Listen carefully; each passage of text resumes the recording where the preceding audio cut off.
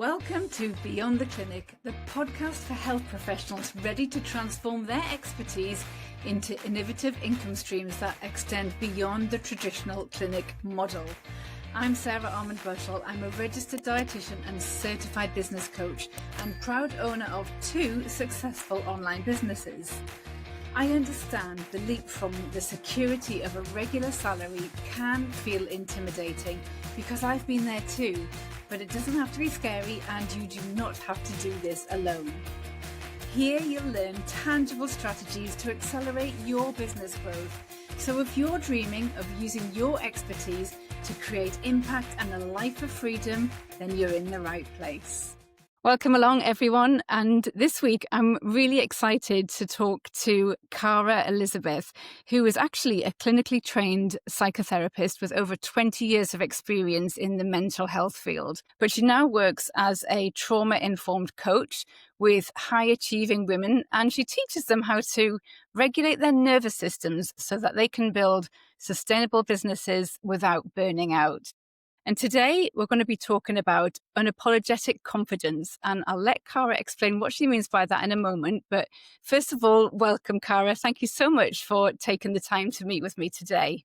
Thank you so much, Sarah. It's such an honor to be here on your show today. Well, thank you. So let's start with your story, actually, because I think it's really interesting that you trained as a psychotherapist. You've got 20 years of experience under your belt, and then you decided to leave the traditional mental health work and step into entrepreneurship. So I'd love for you to just tell us what the turning point was for you in your journey. It's a beautiful unfolding, I like to say. I was clinically trained, as you said, as a psychotherapist, and I spent over 20 years working in that field. And I built my practice. I had a private practice with 4 therapists under me. We were very successful. We had a wait list, and everything looked good on paper, but I didn't feel aligned with that vision anymore. I felt like something was missing. I felt like, what's next?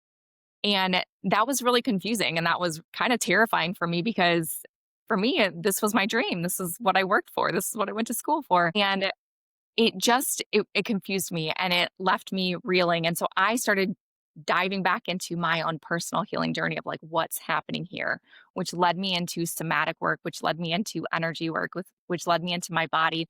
And I realized that I had chosen this career that, while was very rewarding and helping people, also mimicked a lot of my own personal trauma experience. It was very restrictive. I could only do certain practices with my clients. I could only work with people in my geographical location. And I knew I was meant to do something bigger. And so I started to explore that. But that really only happened when I really started healing my own nervous system. And then we know what happened in 2020. The pandemic happened, the pandemic hit.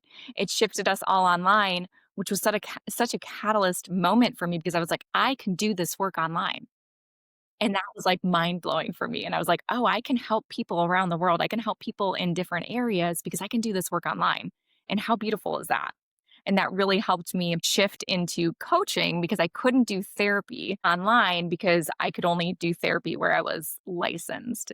So I shifted into coaching, which allowed me to incorporate all of my skill sets and really support the masses and support anybody who was meant to hear my voice, my way of doing things, was able to come into my world at that point. Brilliant. That's great. And so that's quite different in the US compared to the UK, where you can only help people who live in your state. Is that right? Yes. If you're licensed, if you have a license, you can only work with people within the boundaries of your license, and you'd have to have a different license in every state. Okay. So in order to really help more people and take this wider, you had to move online, which meant leaving your traditional qualifications, I guess, behind in the traditional sense, yeah? Yes, I chose to release my license because I wanted to support my clients using the somatics, using the energy work, the things that weren't, quote unquote, empirically studied and weren't approved under my licensure. And then, yes, to be able to expand who I wanted to support. Yeah. Great. Cool. So we are going to talk today about confidence. And in particular, you've got a lovely phrase, unapologetic confidence. So first of all, can you tell us a little bit about what that actually means and why it's important, specifically for us as healthcare professionals working in our own businesses? Yes, absolutely. This is my passion, is being unapologetically confident. And what this is, it's an embodied state of self-trust that comes from being fully expressed, fully grounded in your truth and who you are, and not negotiating your worth for acceptance of outside sources. So it really is you being 100% authentically you, regardless of what anybody around you thinks or says or believes or whatever you hear on social media or any of that. It's you being you and standing in your truth powerfully. Yeah, brilliant. And so why is that so important, do you think, for us as business owners, rather and maybe all healthcare professionals, but particularly business owners who have to do it all themselves or with a small team, but it's really does come down to them. Absolutely. So if we can run businesses not authentically ourselves. It happens all day long, every day. But especially as healthcare professionals, our energy is everything. People come to us not just because of what we know, but it's because of who we are. And when we are not being authentically ourselves, they can feel the disconnect, and they know. They might not be able to say the words, they might not be able to understand what's happening, but they know something feels off, and they're going to find another provider where that connection feels more close. And so it really is important for us to be in our power, because it's like that old phrase, you can, do what I say, not what I do. It doesn't really work. We have Yeah. to embody what we're supporting our clients embody to really help them move forward. Otherwise, there is this energetic disconnect that they can't really understand what's wrong, but they know something's off. Yeah, yeah, absolutely. And I think probably a lot of my listeners and myself included can relate to that in terms of, the stuff that you might put out on social media.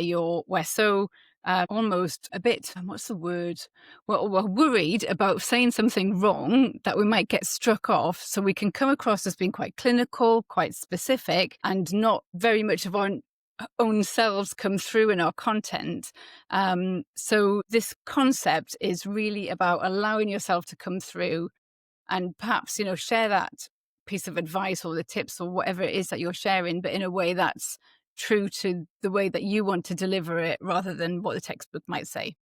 Absolutely, because that is relation. That's relating to people. That's what draws people in, is that connection, that feeling like that you understand them and they understand you. And that means that they can then trust you because they can relate to you. Nothing's worse than seeing, hearing of a therapist who's never been to therapy, or a practitioner Right. who's never been on the other side and received the service, because then you can't relate to the client that you're sitting in front of.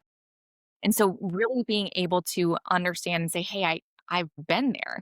We're all here in this profession because we've been where our clients are. We've moved through it, and now we wanna look back and pull people along with us and help them lend a helping hand. And so being relatable is what is so important, especially as we show up on social media. Yeah. And would you say that that's the same for so for example, some of the clinicians that I've worked with probably haven't experienced exactly what their client is going through. I'm thinking, people who perhaps work in cancer services, for example. So how would it be different for them who haven't specifically experienced what their client might be experiencing? Well, I think the most important thing is to be honest and not to say, like, "I get it," because you don't. Yeah, exactly. It's being honest, but then it's asking more questions. Like, Mhm. what are you experiencing? What is happening for you? And what kind of support are you seeking? And so it's being inquisitive. It's letting them know, I've never been there before. I don't know what this feels like. I know textbook wise, I know clinically what I'm told to do, but tell me about your experience. What's really happening? And that just opens the door for them. Like, they actually see me and they want to know, and they're not Yeah. pretending. Yeah, absolutely. It's really about making that person feel seen and heard and understood, isn't it? Absolutely. Absolutely. So I guess one of the things that perhaps a listener could do is, if they haven't had first-hand experience of that, is they could really get to know the people who they're trying to attract as clients and understand what's going on for them, understand how their problems that they're experiencing is actually impacting them on their day-to-day life, so that they can become just much more understanding and familiar with exactly what's going on for them. Absolutely. And one tool that I've used multiple times throughout my business as I've, worked on new programs and new offerings and things like that, is market research, is putting a Yes. post out there to people like, hey, I'm looking, I'm working with people with cancer. You use that example. I've never had that. I've never had somebody that experienced that. Any caregivers or any people who are survivors, I'd like to just hop on a free call with you and just ask some questions if you're willing to help me make a more supportive environment for my clients. Yes. Yeah, absolutely. And yeah, I totally agree with you. And I think once you've got that, then you'll find that you attract people. You don't have to go looking for clients. They come and find you. So let's talk a little bit about confidence in terms of visibility, because I know that's something that a lot of my clients often struggle with, and my colleagues as well, actually. And it's about that feeling of being nervous showing up online, worried about. So we've talked a little bit about like what the regulators might think and getting struck off for saying something wrong, but sometimes it's just, what will my colleagues think of me? So how can the unapologetic confidence help them move past that fear, that visibility fear? The first thing I will say, and I've done this before myself, is remove the people who you're worried about. First of all, like if they don't need to be on your, if they don't need to be there, if there's people that are potentially going to, judge you or make comments, just remove them. It's amazing how much more confident you become knowing that there's not that fear of that person saying that thing. But also, really working on steps that we can actually take to feel more confident. Self trust really is it. So, knowing that you know what you're talking about, it doesn't matter what any keyboard warrior has to say on the internet because you know the truth. Like you're trained, this is what you do. Like it doesn't matter what somebody else says. And really trying to release that belief that what other people say actually matters. A couple, key things is being your own hype girl. Like before you hop on, you stand up tall, look yourself in the mirror, tell your like, I got this, like whatever it has to be, like my energy, radiates before me, like, or I attract in what I'm seeing. Like hype yourself up. Building that self trust, building that hype up before I do vocal exercises on YouTube, before I like record things, or before I hop on calls like this, just to help me like energetically get in the vibe. But trusting yourself and hyping yourself up are two really powerful tools, and they sound like they wouldn't be. And so my clients are always like, oh, that just sounds stupid. And then they come back, oh, it worked. And it's like, yeah, it doesn't have to be this big elaborate thing. 10 minutes before you hop on or 10 minutes before you start recording, like do some vocal exercises, flutter your lips, stand up tall, remind yourself that you got this, that you know what's happening. Cause I'll be honest, like sometimes I hit record and I'm like, I know nothing. I have no skills. I know like everything like drains out of me. And we all do that. It happens. And it doesn't mean that you actually don't know anything. That's just your nervous system coming in, trying to self protect. Yeah, yeah, absolutely. I remember a few years ago, I worked with a public speaking coach, and one of the things she taught me was about power posing. Yes. Um, and that's exactly what it is. And she said, take up space. So, put your arms in the air, really like take up that space, and then go and do your talk and just see how differently you feel after doing that. And it really does work. It really does work. Yeah, like dropping your shoulders down and back, opening your chest again, because so much of our posture is self-protecting the heart, and it's this hunched over, and it's a self-protecting like that fear. And so opening that up, realizing I got me. I'm not a little kid at the talent show where people laughed and made fun of me anymore.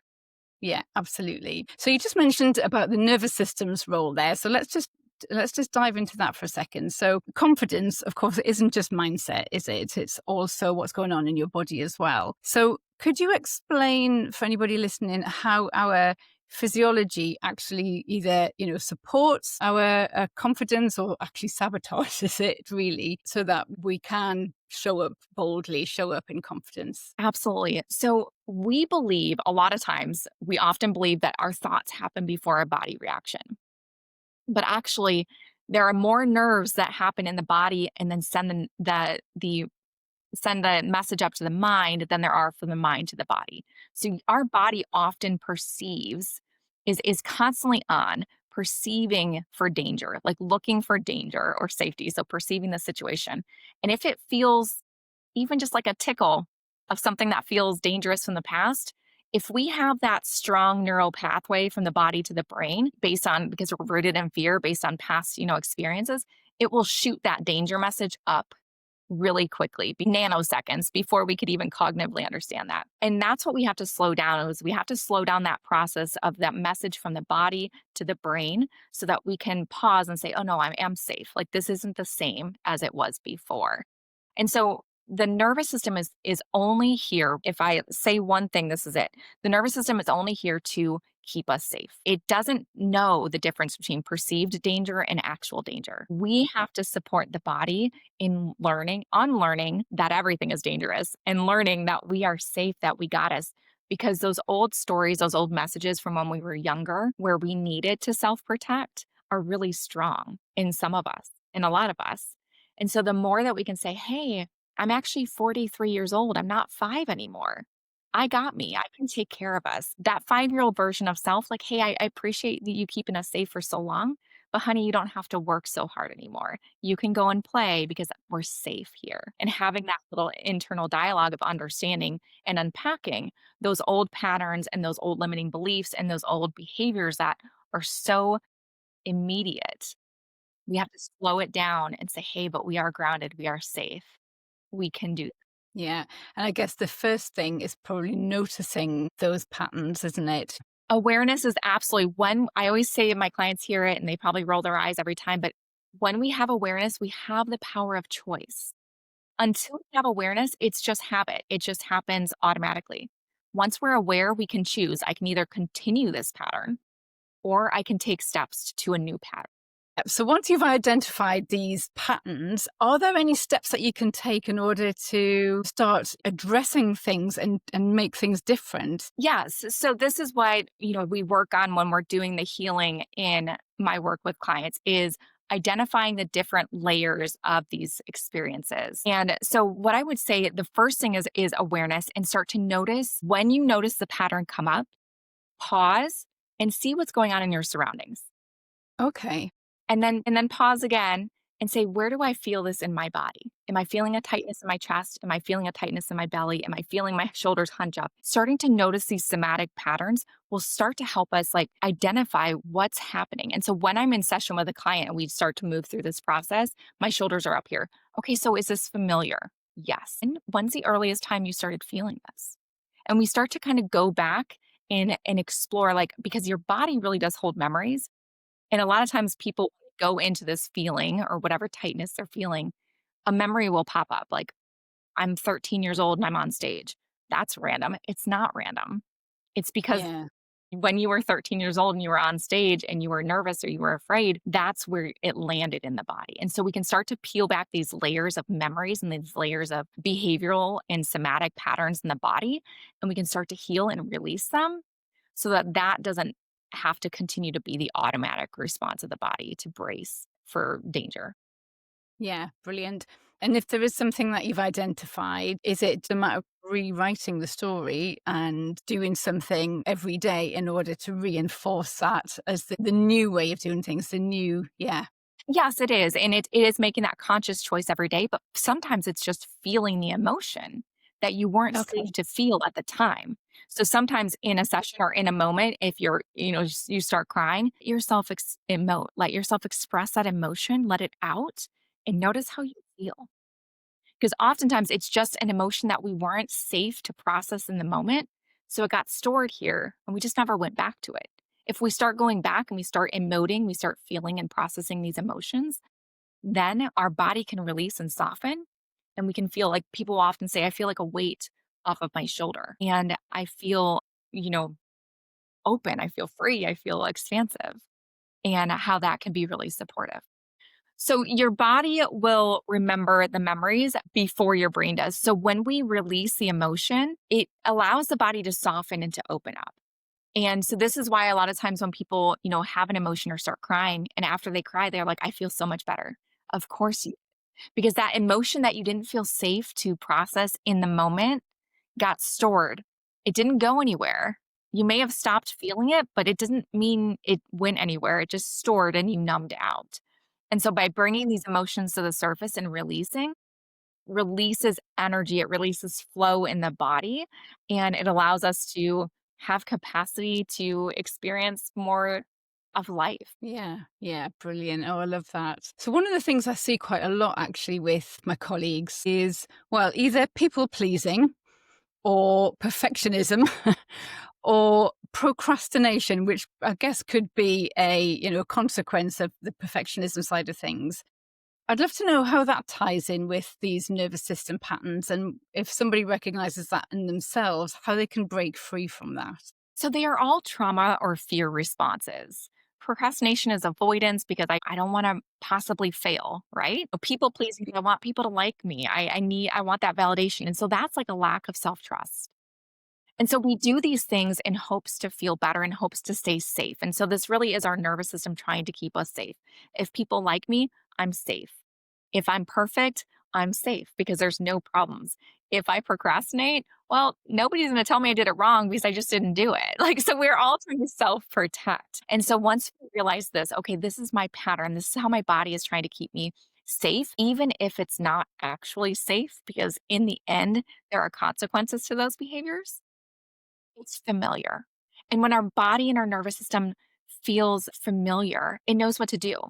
So if I am familiar with destination, I'm going to numb out. So I just don't even pay attention to the anxiety that happens or to the disappointment other people, have in my life, in how I behaved. I'm just going to numb out. I'm not going to feel it. So your nervous system knows what to do. And that's why they become patterns. And that's what becomes so difficult is we have to step out of the familiar, which feels dangerous. The nervous system thinks it's dangerous. We have to step out of the familiar to create a new pattern and to create a new habit. But the reality is everything you want, your success, your joy, your love, your relationships is on the other side of familiar. Because what is familiar to the nervous system has been this chaos or has been this numbness or has been this traumatic experience that we've had. We don't want that anymore. That's not actually safe. So we have to step into the unknown, which is sometimes the most difficult part because it's doing something different. Yeah, doing something that feels uncomfortable. Actually, the success is really on the other side of that, isn't it? Yes, absolutely. Absolutely. Yeah, brilliant. So, I guess when your body is in this sort of survival mode, is it right that your brain really narrows its focus to focus on what is are threats, for want of a better word, instead of looking for opportunities? Is that correct? Absolutely, because a neuroception, it's our brain is constantly looking for those dangers. So it can continue the pattern to self-protect. When we're in survival, it's like a gazelle on the Serengeti, right? He's looking for the lion that's about to come and attack. That's what we're thinking. We're anticipating the next attack versus living life and enjoying life. Yeah, yeah. So if you are in that sort of survival mode, is there a practical thing that someone could do to try and shift out of that? I'm thinking, things that we might find scary as business owners is maybe doing sales calls, maybe, going live on Instagram, that sort of thing. So we've talked about the power poses and things like that. Is there anything that people could do to try and move from that survival feeling into a more regulated state? Absolutely. Now, the number one thing that we have to do to support our nervous system is take care of our basic human needs. To get started, if your body isn't nourished, if it's not hydrated, if it's not rested, it will continue to look for safety and survival above thriving and in living life. And so, really being aware of and when I was a therapist and in private practice, I did this. I was wolfing down like protein bars in between clients. I was, going straight through, right? Like when we can stop and pause and start practicing these things of like, let me have an actual meal, let me have an actual lunch break that gives my brain time to downregulate itself. The other things that we can really do is practice things that bring us present. So when we're in survival, again, we're looking for threat. We're not paying attention to what's actually around us. We're not living in this moment. We're living in the projection of fear. So taking a walk outside, naming colors that you see, sensations that you feel, feeling your feet on the ground or in the grass, taking some deep breaths, the power pose, those help bring us into this present moment to realize, hey, we're not actually in danger. Nothing's going to happen if we go live on Instagram and nobody watches. But practicing those things too, like, first of all, mental practice will help with those too. Like, I'm going to practice, like, let me, in my mind, see myself going live on Instagram or going live, doing any of these things that might be scary to us, showing up in my essence. I'm gonna imagine this and I'm imagining it going well. Our brain will always try to imagine the worst case scenario. If we can start to pivot that neuro pathway into, if this is going to go well, I know myself, trusting, I know what the work that I do. We can start that mental practice, and then we can bring it into the physical. We can say it in front of the mirror. We can say it in front of some safe people or some safe colleagues. We can schedule it on our schedule. I'm going to go live on this day. We can turn on the live. Maybe all you do that first day is turn on the live and turn it right back off to realize that nothing happened. You didn't die because you went live.